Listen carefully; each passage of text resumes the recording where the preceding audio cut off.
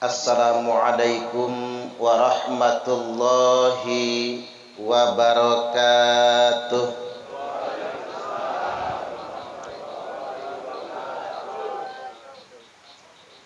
Bismillahirrahmanirrahim. Alhamdulillahil wahidil qahhar. Asyhadu an la ilaha illallahul malikul jabbar. Wa asyhadu anna Muhammadar Rasulullahi sayyidul mukhtar. Allahumma salli wa sallim ala sayyidina Muhammadin wa alihil athhar wa ashabihil akhyar wa man tabi'ahum bi ihsanin ila yaumil mahsyar. Amma ba'du. Yang saya hormati Kepala Desa Banjaran Pak Mat Hamzah, yang kumisnya mantap, kumis idola para janda. Di Banjaran banyak janda ya Pak.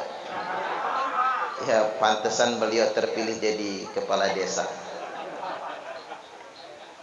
Yang saya hormati Bapak Muhammad Ali, Kepala Desa Banjaran periode yang lalu, beberapa periode yang lalu. Selanjutnya yang saya hormati Bapak Purwadi AS, juga Kades juga ya Pak ya, beberapa periode yang lalu. Giginya udah habis ya Pak, kecirenan kok udah habis gitu. Jadi beliau sudah sangat lanjut usia. Selanjutnya yang saya hormati Mbah Yai Muhsinun selaku pemangku masjid kita. Selanjutnya yang saya hormati Bapak Ustadz Samiran, Bapak Ustadz Ahmad Syukri,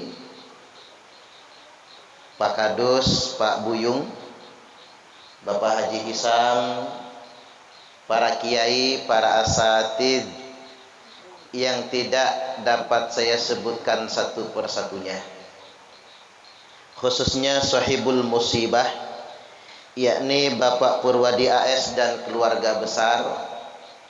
Kami yang datang ke sini dalam kondisi hujan gerimis yang tak henti-henti, datang dalam rangka turut berduka cita dan ikut berbelasungkawa, sekaligus mendoakan Nyai Supi Andariah.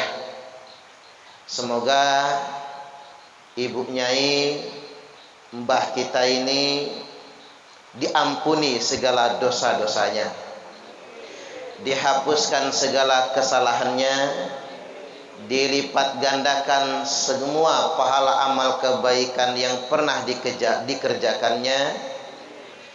Saat ini diluaskan, dijembarkan kuburnya, dan di akhiratnya nanti dimasukkan ke dalam surganya Allah kekal abadi selama-lamanya. Allahumma amin. Selanjutnya bapak-bapak dan ibu-ibu jamaah takziah yang saya hormati, apa kabar? Sehat? Saya doakan bapak-bapak masuk surga semua. Kita ini udah hujan-hujanan ya Pak, hujanan gerimis. Ketika turun hujan, ingdal matar, itu yang paling sahih itu keterangannya ingdan nuzulil ghaib, ketika turun gerimis, doa-doa kita diijabah, dikabulkan oleh Allah Ta'ala. Apalagi kita berdoa di sini tidak sendiri, tapi doanya kita di dalam majelis. Saya ditanya, Ustadz, doa itu kan bisa sendiri-sendiri. Ngapain ngundang tetangga, ngumpulin banyak orang berdoa? Alasannya Nabi sallallahu alaihi wasallam bersabda, la yajtami'u mal'un fayad'u ba'duhum yu'amminu ba'duhum.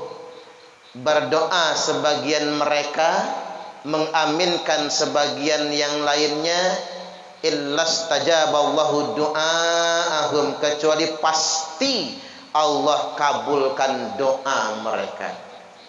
Jadi doa bersama, doa dalam majelis ini lebih dekat untuk dikabulkan oleh Allah. Makanya secara pribadi kita berdoa, tapi sesekali kumpulkan banyak orang doa bersama. Tapi sesekali aja ya Pak, jangan sering-sering, tekor nantinya. Sesekali lagi ada rezeki, ngundang tetangga, ngumpulin. Karena doa dalam majelis ini lebih dekat untuk dikabulkan oleh Allah Ta'ala. Bapak Ibu hadirin wal hadirat rahimakumullah, kita masih dalam masa pandemi COVID-19. Virus ini memang ada, bukan sekedar isu belaka. Bahkan Al-Imam Sufyan Ats-Tsauri, ulama tabi'in terkemuka, berarti sejak zaman Nabi sudah ada wabah, zaman tabi'in dan zaman-zaman berikutnya. Beliau mengungkapkan bahwasanya hadza zamanus sukut waluzumul buyut waridha bil qut ila antamut. Zaman ini adalah zaman kalian mesti banyak diam. Hadza zamanus sukut, zaman di mana kita semua mesti banyak diam. Waluzumul buyut, betah-betah tinggal di rumah. Waridha bil qut, ridha dengan persediaan makan yang ada. Artinya ngirit, jangan boros. Ila antamut, sampai engkau mati. Jadi situasi yang kita hadapi saat ini pernah terjadi di masa para tabi'in, sampai keluar pernyataan Al-Imam Sufyan Ats-Tsauri. Zaman ini zaman yang kita semua mesti banyak diam. Waluzumul buyut, betah tinggal di rumah. Muncullah istilah stay at home. Ya gara-gara corona orang Banjaran pinter bahasa Inggris. Stay at home. Sekolah dari rumah, home schooling. Ngajar dari rumah, home teaching.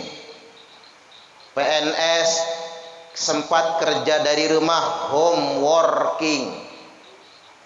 Yang kasihan buruh harian lepas, gara-gara di rumah kan home pimpa, alaihum gambreng. Artinya Bapak Ibu rahimakumullah, dulu pernah terjadi zaman seperti ini. Cuman saya perlu ingatkan di awal bahwasanya bukan corona yang menyebabkan kematian itu, tapi kematian itu ajal. Setuju nggak kira-kira? Karena begini Bapak Ibu, mati itu tidak mesti nunggu sakit. Karena yang sehat mati juga banyak. Makanya kita ini menghindari corona bukan karena takut mati, agar tidak sakit. Cuman saya pikir-pikir orang Indonesia ini lebih takut lapar daripada takut mati. Iya nggak kira-kira? Makanya bapak-bapak hampir nggak ada yang pakai masker ini ya. Termasuk Pak Lurah ini. Nggak apa-apa. Wong masker itu nggak ngaruh kok. Karena yang ngaruh itu imunitas, daya tahan tubuh. Dan sudah dinyatakan oleh Kepala Dinas Kesehatan Provinsi Lampung 70% klaster penularan corona dari klaster perkantoran. Makanya Pak Haji Hisam sempat kena kan, karena ngantor.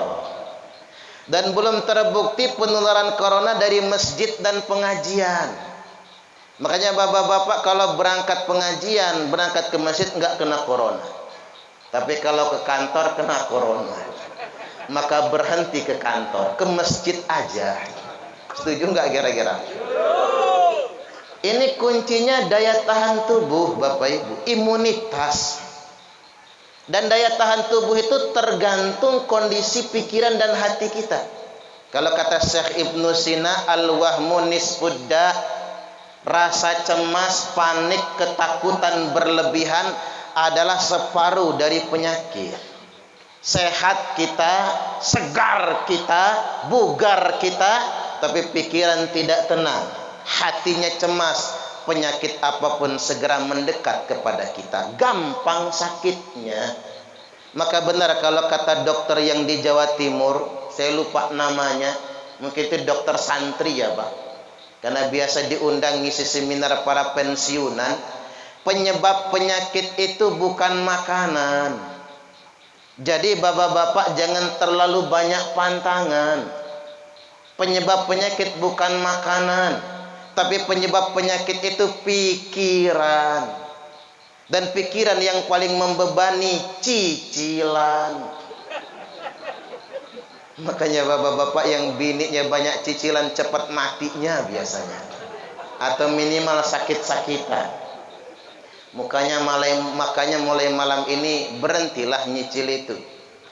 Ini udah nyicil bayar enggak? Udah nyicil banyak pikiran, itu yang membebani.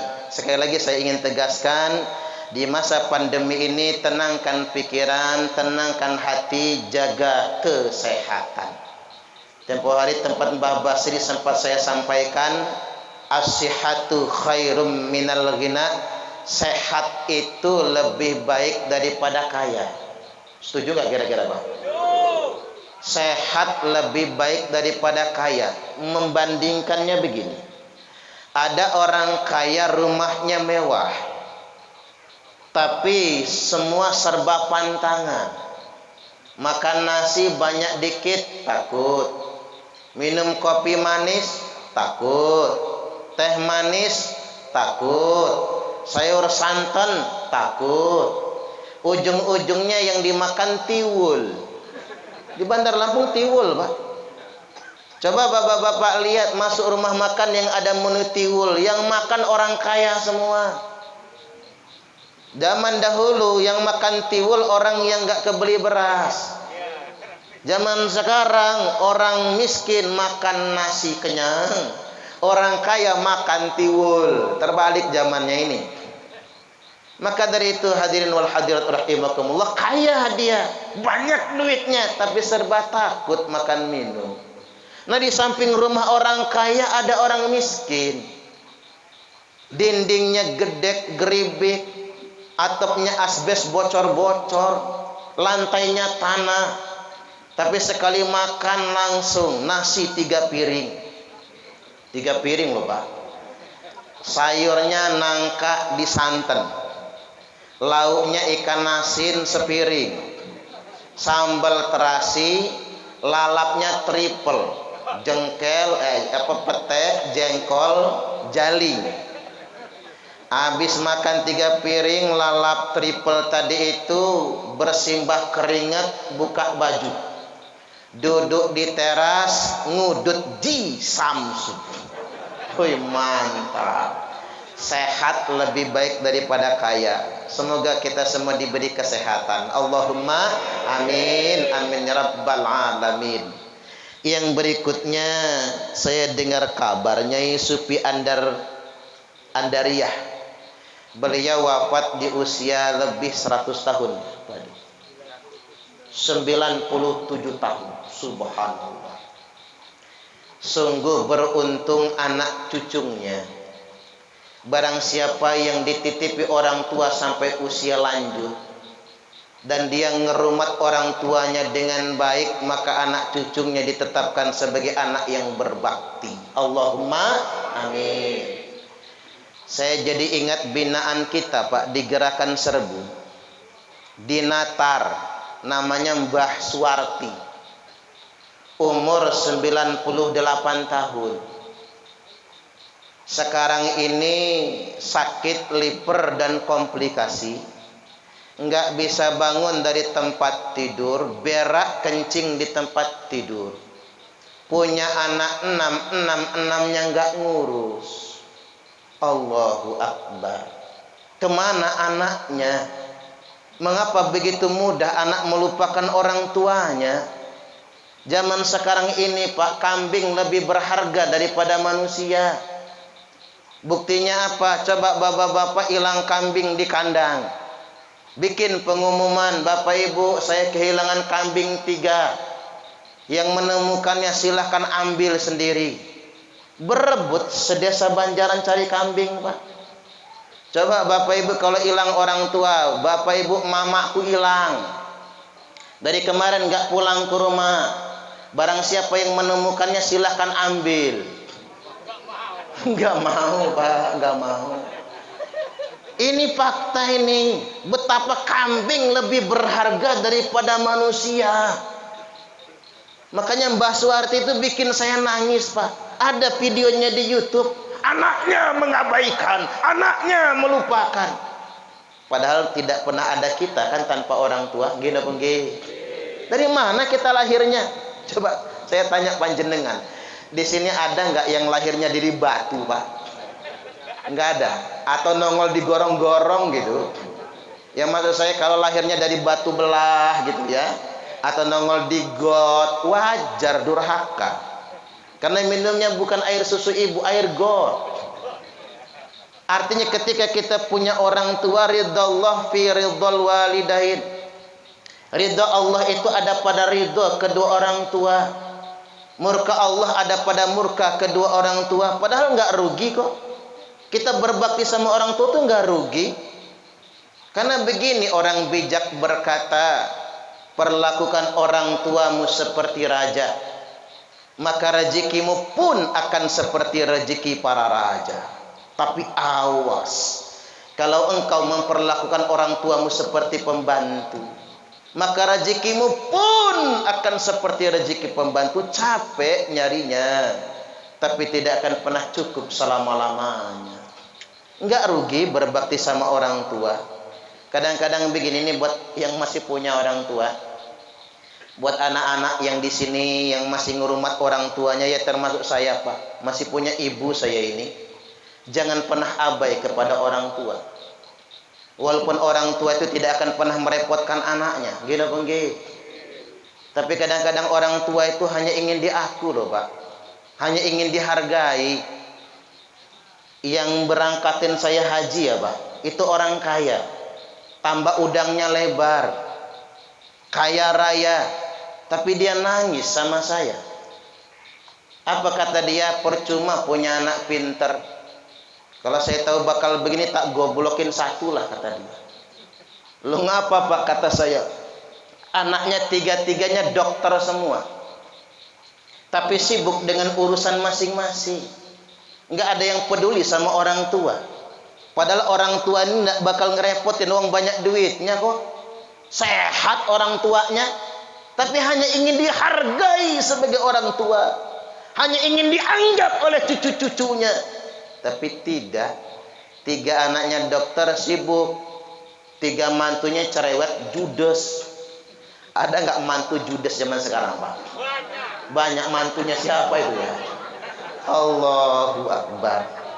Anak nggak ngurus, mantu judes.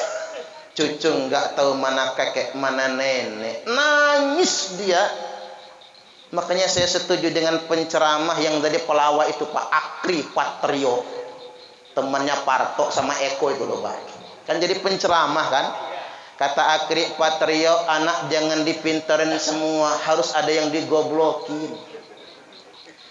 Kalau yang pintar-pintar nggak ngurus orang tua, sibuk merantau di kota.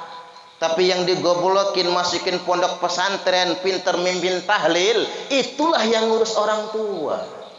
Saya pikir iya juga ya. Oleh karena itu pada kesempatan kali ini mudah-mudahan jasa Pak Purwadi bersama keluarga besar dan anak cucu almarhumah diganti Allah dengan pahala yang berlipat ganda. Allahumma amin. Walaupun ibu saya berkata begini, tapi ibu saya ini nggak bisa bahasa Indonesia, bisanya bahasa Inggris ya Pak ya. Kata ibu saya, ame anak lemah, umak dek dena minta. Ini bahasa Inggris Kingston ini Pak. King itu raja, stone itu batu, batu raja. Tak ulang lagi, ame anak lemah, umak dek dena minta. Ame anak saru, umak nangis siang malam. Ame anak lemah, ne anak esuke. Kalau anaknya senang, ibu nggak pengen minta, betul nggak kira-kira? Tapi kalau dikasih ya mau, asal jangan ditawarin. Anak sekarang ini payah ya Pak, nelpon dari Jakarta, mak masih punya duit? Masih nak. Cukup nggak mak? Cukup. Perlu nggak dikirim lagi? Nggak usah nak. Lo ngapain ngomong? Kalau mau kasih orang tua kasih saja, entah ada atau tidak, entah banyak atau tidak. Sebaliknya kata ibu saya, amu anak saru, umak nangis siang malam. Tidak ada yang mengalahkan ketulusan orang tua. Setuju nggak kira-kira? Tak ulang lagi, tidak ada yang mengalahkan ketulusan seorang ibu. Mohon maaf ya Pak, ngapura nggih. Setulus-tulusnya suami tidak akan tulusnya pol-polan. Ibu-ibu di dalam itu kalau masuk angin minta kerokin lakinya malah kena marah. Dulu waktu masih pacaran begayanya ngelamar sayangku. Sekarang pret, hilang sayangkunya. Enggak tulus sepenuhnya enggak. Begitupun dibalik Bu, Pak. Setulus-tulusnya istri masih tuluslah orang tua. Buktiin kalau panjenengan sakit. Sakitnya stroke bengek. Udah stroke bengek cerewet. Istri telat ngambil anduk marah. Istri telat bikin teh marah. Istri waktu ngaduk teh sambil ngebatin. Kapan matinya orang satu ini? Percayalah sama saya. Nggak bisa mengalahkan ketulusan orang tua, itu nggak bisa. Makanya saya ingin ingatkan, selama masih ada orang tua, jangan abaikan. Nyesel kalau dia sudah nggak ada lagi nantinya. Ini poin yang kedua. Poin yang ketiga, malam ini kita hadir dalam takziah malam yang ketujuh. Mengapa kita jadi penting mendoakan orang mati itu? Dikarenakan ada sabda Nabi yang diriwayatkan dari Utsman bin Affan radhiyallahu an. Kana Nabiyyu sallallahu alaihi wasallam, bahwasanya Nabi sallallahu alaihi wasallam idza faraga min dafnil mayyit, apabila beliau selesai menguburkan mayit, waqafa alaih, tinggal beliau, wa qala, lantas bersabda, istaghfiru li akhikum, mintakanlah ampun untuk saudara kalian yang baru saja dimakamkan ini, wasalulahu takbir, dan mintakan untuknya kemantapan, fa innahul ana yus'al, karena sesungguhnya dia sekarang ini sedang ditanya, sedang diinterogasi oleh malaikat munkar dan nakir. Hadis ini tercantum dalam kitab Sunan Abi Dawud nomor hadis 3121 dan disahihkan dalam kitab Sahih Al-Jami' nomor 945. Intinya begini Pak, Nabi perintah kalau ada orang yang baru dikubur doakan.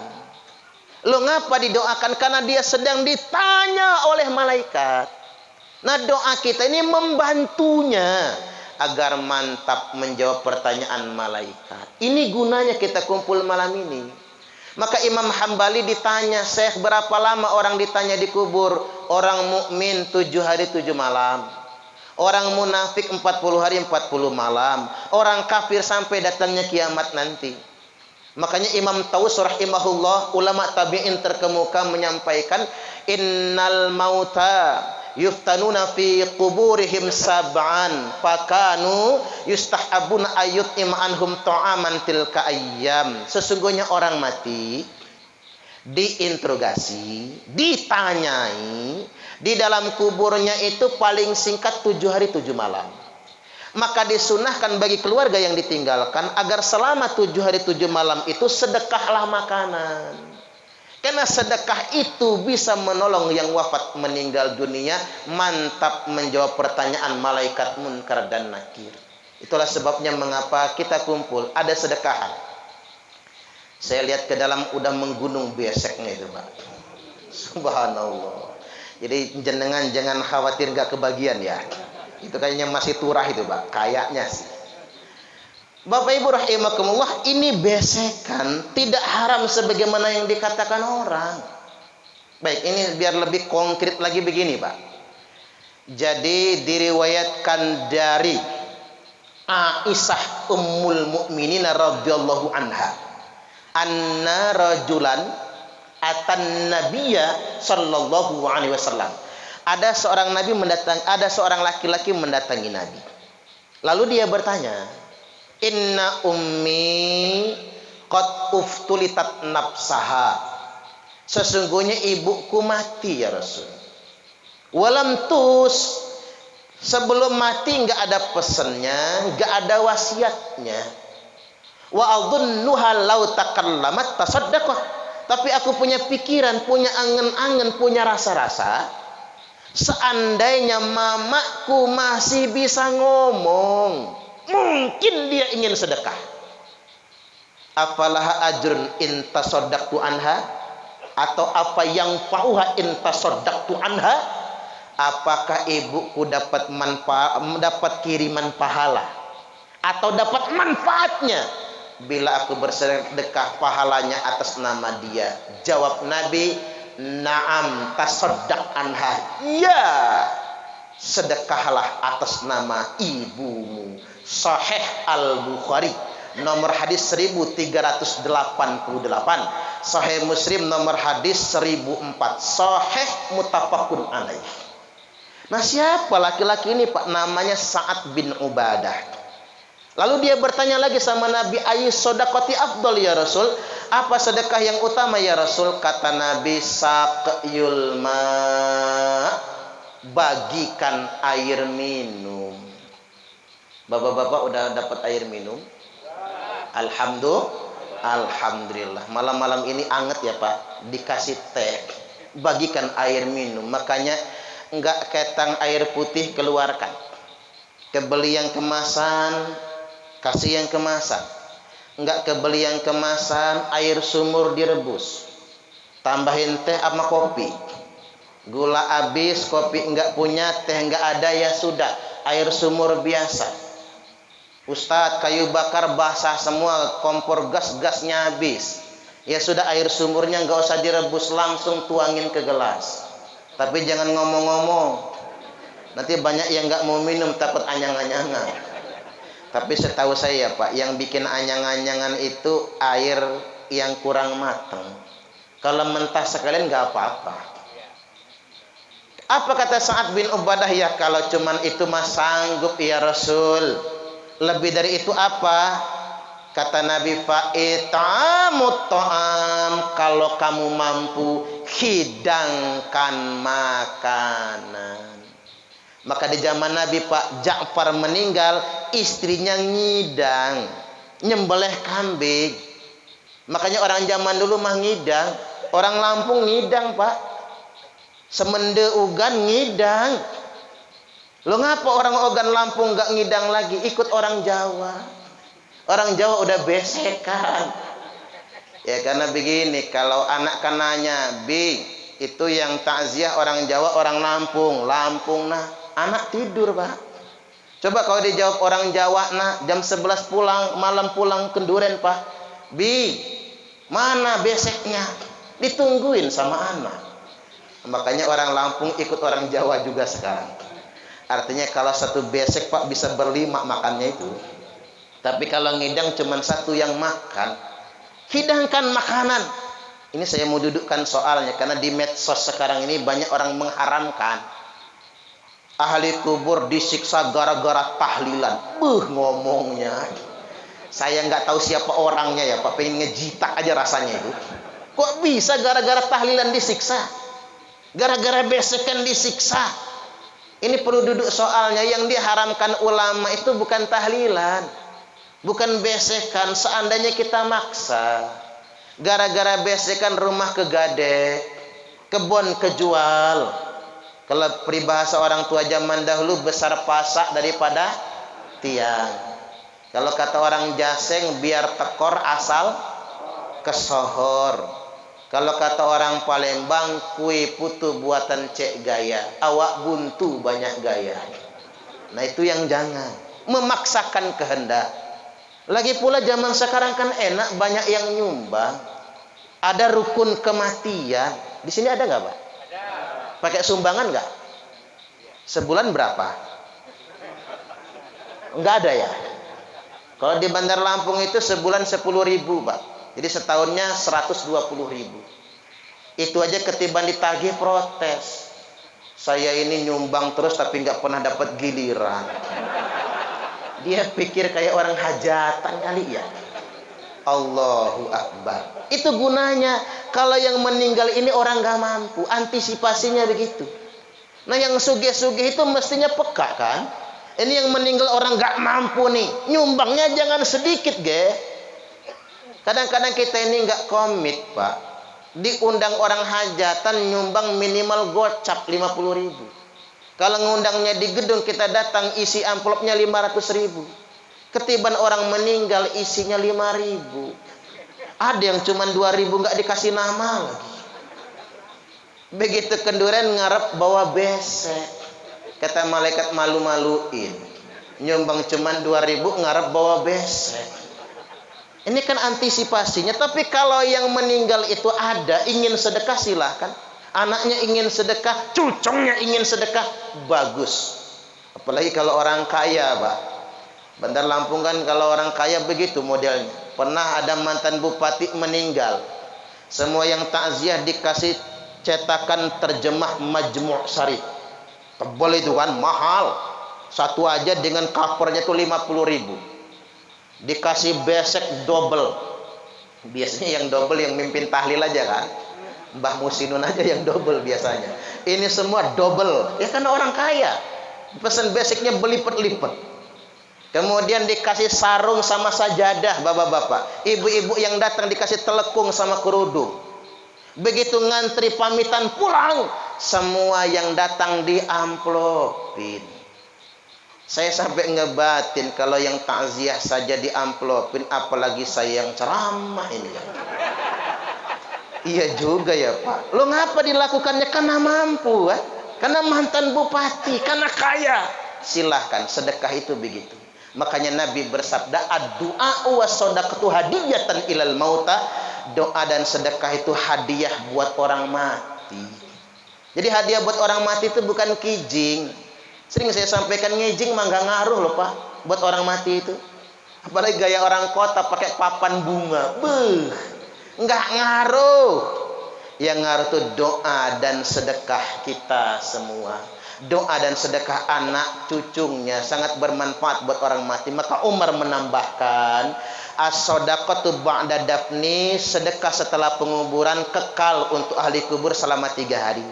Sedekah pada hari ketiga akan bertahan sampai 7 hari. Sedekah pada hari ke-7 akan bertahan sampai 40 hari, 25 hari. Karena kalau di kitab itu ada salawe loh Pak. Di Banjaran ada nggak salawean? Coba Pak, sekali-kali kita bikin selawean buat nambah proyek ya. Nanti Ustadz Samiran proyeknya kan cukup jadinya. Syukur-syukur seminggu sekali orang mati ya Pak ya. Allahu Akbar. Sedekah pada hari ke-25 akan bertahan sampai 40 hari. Sedekah pada hari ke-40 akan bertahan buat ahli kubur sampai 100 hari. Sedekah pada hari ke-100 akan bertahan sampai 1 tahun. Sedekah pada 1 tahun akan bertahan sampai 1000 hari alias 3 tahun. Selanjutnya silakan ngehol saja setiap setahun sekali berdasarkan kemampuan dan kelonggaran, jangan dipaksakan. Ini lanjut gak kira-kira, Pak? Tanggung ya, dikit lagi ya. Kecilnya dikit lagi. Jangan lama-lama tapi ya. Yang selanjutnya, sedekah tidak harus berbentuk materi. Ada kalanya sedekah juga berbentuk amalan. Baca surat Yasin misalnya, tahlil. Syekhul Islam Ibnu Taimiyah di jilid 12 juz 24 nomor fatwa 327 menyatakan bacaan Quran, Yasin, tahlil, tasbih dan tahmid beserta zikir-zikir yang lainnya pahalanya bisa disedekahkan, dihadiahkan buat yang wafat meninggal dunia. Tahlil kita, zikir kita, bacaan Quran kita. Bagusnya hatam 30 juz. Makanya Imam Syafi'i berfatwa, wa yustahabbu ayyuqra'a indahu syai'um minal Qur'an wa in khatamul Qur'ana kullahu kana hasanah. Alangkah baiknya dibacakan surat ayat tertentu dari Al-Qur'an, dan apabila dihatamkan semuanya itu lebih baik lagi, indahu, di samping kuburan. Bagusnya di kuburan. Kalau enggak di kuburan ya di rumah. Kalau Quran 30 juz kepanjangan, maka baca surat Yasin jadilah. Saya sering ditanya mengapa surat Yasin yang dibaca buat orang mati. Ngejawabnya begini, Pak. Baca Yasin buat orang mati ini bukan perintah kiai, bukan perintah ustadz, bukan perintah guru ngaji. Baca Yasin buat orang mati ini perintah Nabiullah Muhammad sallallahu alaihi wasallam. Beliau bersabda, "Iqra'u Yasin ala mautakum." Bacakan Yasin atas yang mati di antara kalian. Ibnu Majah nomor hadis 1448, Abu Daud 3121, 3221, Musnad Imam Ahmad 19427, dan disahihkan dalam kitab Sahih Ibnu Hibban oleh Al-Hafidh Ibnu Hibban. Hadisnya jelas, sudah ada ulama hadis yang mensahihkannya dan fatwanya jelas. Bagi kalau kita yang mau mengamalkan aman. Tapi yang nggak mau mengamalkan, yang penting jangan saling menyalahkan. Setuju nggak kira-kira? Kita ini begini sajalah dalam hidup itu. Beda amal nggak apa-apa kok. Yang penting kita sama-sama la ilaha illallah. Agama lain kita juga kita hormati. Yang senang baca Yasin buat orang mati, monggo kerso amalkan. Yang nggak mau baca Yasin buat orang mati, ya nggak apa-apa, ge. Yang penting jangan menyalahkan kami yang mengamalkan. Setuju tidak? Jangan ngopeni amalan orang. Lana a'maluna walakum a'malukum. Buat kami amal kami, buat panjenengan amal panjenengan. Saya kasih perumpamaan kayak kita hidup bertetangga, Pak. Jangan ngopeni rumah tangga orang, openi rumah tangga kita sendiri. Ya, Pak ya. Maka ada pepatah orang pasaran, laki-laki yang rajin mencium istrinya relatif lebih panjang umur dibandingkan dengan laki-laki yang mencium istri tetangganya. Nggak setuju nggak kira-kira, Pak? Ini kan rumus kehidupan sebetulnya. Biarlah perbedaan pendapat, jangan merasa paling benar sendiri. Biasanya orang yang merasa paling benar sendiri itu, Pak, ya karena kata dalam tempurung, ilmu masih cetek, lamun cek orang Sunda mah orang pang-pang mah cenah. Pinter dia, hebat dia, jago dia. Itu yang berbahaya sebetulnya. Di atas langit masih ada langit. Kekayaan pengetahuan, perbedaan pendapat itu sesuatu yang wajar saja. Yang penting jangan saling menyalahkan, dan kita harus teliti. Ambil contoh, Indonesia ini lagi gegeran tentang perpres minuman keras. Ya, ya. Inilah kerjaan netizen Indonesia ini, Pak. Belum mengerti urusan main posting. Itulah netizen Indonesia. Bahkan kadang mohon maaf yang pinter-pinter. Padahal tanyalah sama yang geger itu, udah baca perpresnya belum dia? Apa sih isinya?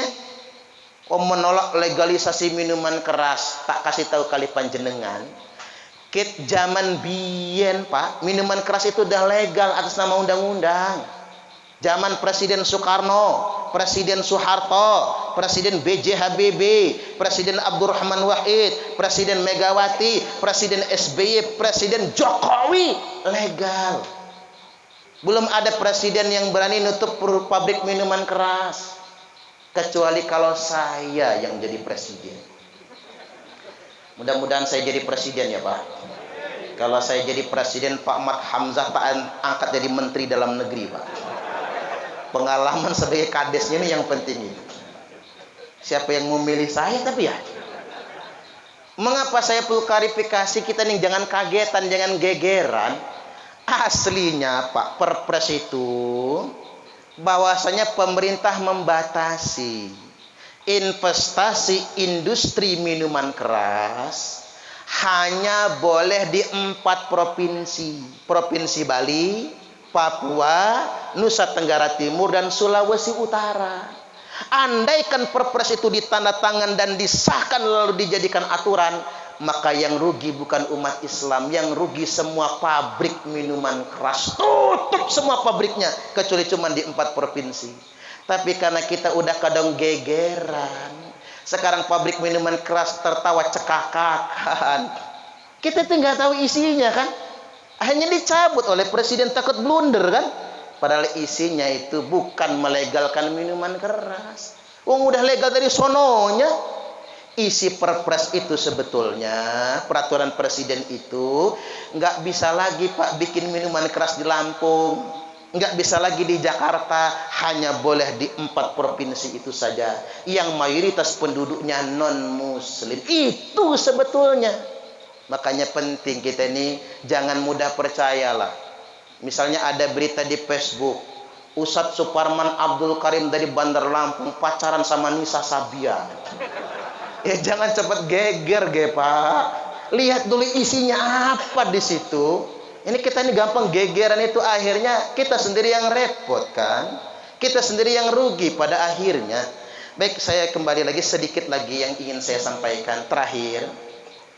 Di balik peristiwa wafatnya Nyai Supi Andariah, ada peringatan bagi kita yang masih hidup bahwasanya kita pasti akan mati juga, betul. Ketiban beliau Pak, syukur alhamdulillah umur panjang. Kita kan belum tentu kan. Yang jelas umur yang panjang-panjang begitu mah nggak banyak lah, 1-2 saja. Umumnya umur umat ini baina sittin wa sab'in, antara 60 ke 70 tahun udah mati. Pak Purwadi berapa sekarang umurnya? 76, 73. Waduh, nggak lama lagi nih. Ngapura nggih Pak. Ya percayalah sama saya, nggak lama lagi nggak. Ya mau kesuwen sampai kapan itu Pak? Nggak bisa itu. Artinya Bapak Ibu rahimakumullah, kita pasti mati. Orang yang tertipu adalah orang yang ingin hidup lama di muka bumi ini. Itu orang yang tertipu. Padahal dunia ini bukan tempat kita. Tempat tinggal kita adalah di akhirat nantinya. Dan kita nggak akan bisa kabur dari kematian. Qul innal mautal ladzi tafiruna minhu fa innahu mulaqikum. Katakanlah, sesungguhnya mati yang kalian semua ingin kabur dari kematian itu, sesungguhnya mati yang akan mengejar kalian semua. Makanya pilihan kita dalam hidup ini bukan lari dari kematian, tapi pilihan kita dalam hidup ini adalah memilih mati husnul khotimah. Bagaimana sih mati husnul khotimah itu? Begini Pak, lagi sholat mati. Kemarin di Jawa Barat ya Pak, lagi ceramah mati. Kiai Bukhari Amin dari Malang, asli orang Malang Pak, Ketua Rois Suriah PCNU Kabupaten Malang, meninggal sedang ceramah. Subhanallah. Saya juga mau lah Pak, lagi ceramah mati. Tapi jangan sekarang ya Pak ya. Kalau sekarang ini delanya masih kemudahan loh Pak. Nanti istri saya kawin lagi nantinya. Allahu Akbar. Ya namanya masih muda ya Pak ya. Makanya bapak-bapak nggak enak lah punya bini cantik tuh. Karena kalau kita mati duluan banyak yang mepet. Makanya benar kalau kata kiai saya, kalau cantik terbatas. Umur 17 cantik jadi istri kita, 20 tahun kemudian jelek, Pak. Karena cantik ada batasnya. Apalagi brojol maning. Tapi nek elek kekel katanya, Pak. Bapak-bapak punya bini elek, pendek, melar, merongos, ireng misalnya. Itu kekel, Pak. 17 yo elek, 30 tahun ya elek, 40 tahun yo elek, 60 tahun yo elek. Nah, ketiban panjenengan mati muda. Nah, bini yang elek ini kekel, nggak ada yang kepengen, nggak? Percayalah sama saya, nggak ada yang kepengen. Jadi menjandanya betah, cenderung setia dengan suami. Karena nggak ada yang mepet.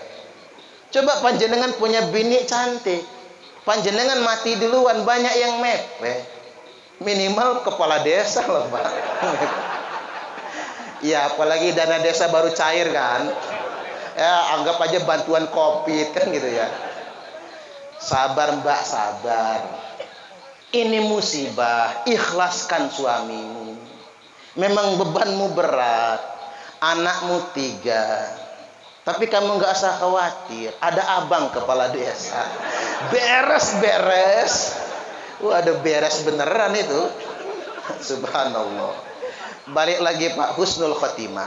Ada yang lagi ceramah mati. Tetangga saya di Waya Halim lagi sujud terakhir sholat subuh mati, meninggal dunia. Ustaz Sufyan lagi mimpin doa pas Rabbana atina fid dunya hasanah, wafat meninggal dunia. Ada qori lagi ngaji bahkan banyak wafat meninggal dunia. Subhanallah. Ada yang lagi khutbah Jumat jatah wafat meninggal dunia. Nah, kalau kita nggak bisa mati husnul khotimah, yang kelihatan banget kayak gitu, yang zahir ya, minimal kita memilih mati sudah bertaubat kepada Allah. Mengapa demikian? Karena Nabi berdoa kepada Allah, ya Allah, terimalah taubat umatku. Kata Allah, ku terima taubat umatmu kalau mereka bertaubat setahun sebelum ajal. Ya nangis Nabi. Kalau itu takdirmu ya Allah, umatku bakal masuk neraka semua karena nggak sempat mereka bertobat. Ya sudah, kata Allah, pepetin setengah tahun. Jangan ya Allah, kata Nabi, karena ada di antara umatku itu yang sebulan sebelum ajal baru tobat. Baik, kata Allah, ku terima taubat umatmu kalau mereka bertobat sebulan sebelum ajalnya. Tapi ada ya Allah, umatku itu yang seminggu sebelum mati tobat. Kalau begitu, kata Allah, ku terima taubat umatmu kalau mereka bertobat seminggu sebelum ajalnya. Tapi kalau bisa jangan ya Allah, kata Nabi, karena ada di antara umatku itu yang sehari lagi mau mati baru tobat. Orang mana Muhammad? Orang Banjaran, kata Nabi. Tepatnya Dusun Tanjung Mas ya Pak Kadus. Gara-gara mendengarkan ceramah malam ini pulang tobat, besok mati ternyata Pak. Kalau begitu kata Allah, ku terima taubat umatmu kalau mereka bertobat sehari sebelum ajal. Kata Nabi, ya Allah, boleh nggak minta sekali lagi? Habis ini saya nggak akan minta lagi. Mohon pepetkan lagi. Baik, kata Allah, ini permintaanmu yang terakhir dan kamu nggak boleh minta lagi. Ku terima taubat umatmu selama nyawanya belum sampai di tenggorokan. Oi, nangis Nabi Pak. Saking terharunya, saking bangganya, Nabi langsung pamer di hadapan sahabat. Apa kata beliau? Innallaha yaqbalu taubatal abdi ma lam yughargir. Sesungguhnya Allah akan tetap menerima taubat hambanya selama nyawanya belum mendesak-desak di tenggorokan. Maha baik Allah yang selama ini kita sembah. Mudah-mudahan kita sempat bertaubat sebelum kematian. Allahumma amin. Baik, demikian dari saya. Kurang lebihnya mohon maaf dan kepada Allah Ta'ala mohon ampun. Yang punya HP agak bagus Pak, nonton ceramahnya di YouTube aja nanti ya. Tapi yang HP-nya jadul nggak bisa ya Pak. Itu saja, wallahul muwaffiq ila aqwamit thoriq. Wassalamualaikum warahmatullahi wabarakatuh.